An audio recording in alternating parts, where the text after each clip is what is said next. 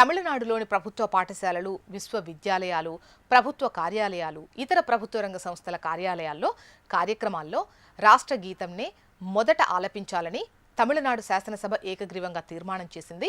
ముఖ్యమంత్రి నేతృత్వంలో ప్రవేశపెట్టిన ఈ తీర్మానానికి అధికార ప్రతిపక్ష పార్టీలు పూర్తి స్థాయిలో మద్దతు పలికి ఆమోదముద్ర వేశాయి. ఈ వివాదానికి ప్రధాన కారణం ఇటీవల కేంద్ర హోం మంత్రిత్వ శాఖ జారీ చేసిన మార్గదర్శకాలు.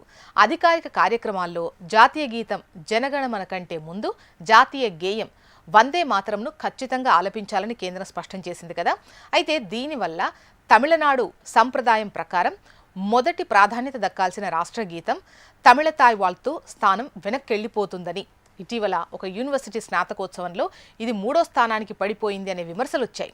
ఈ క్రమంలో రాష్ట్ర సంస్కృతిని, భాష ఆత్మగౌరవాన్ని కాపాడుకోవడానికే రాష్ట్ర గీతాన్ని మొదట పాడాలని తీర్మానం చేశారు. భారత రాజ్యాంగం అందించిన సమాఖ్య స్ఫూర్తి ప్రకారం ప్రతి రాష్ట్రానికి తన సొంత భాష, సంస్కృతులను గౌరవించుకునే హక్కు ఉంటుంది.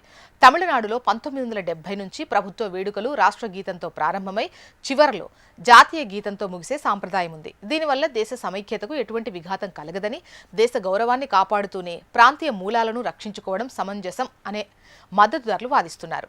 ఇక దేశవ్యాప్తంగా అధికారిక కార్యక్రమంలో ఒకే రకమైన జాతీయ ప్రోటోకాల్ అమలులో ఉండాలని కేంద్ర వర్గాలు భావిస్తున్నాయి. జాతీయ గేయమైన వందే మాతరం, జాతీయ గీతాల గౌరవ మర్యాదలు ప్రథమంగా ఉండాలని, రాష్ట్ర గీతాల పేరుతో జాతీయ గేయాన్ని లేదా జాతీయ గీతాన్ని ద్వితీయ స్థానానికి నెట్టడం సమంజసం కాదు అనేది మరో వర్గ అభిప్రాయం. తమిళ సెంటిమెంట్ ప్రకారం విజయ్ తీర్మానం చేశారు.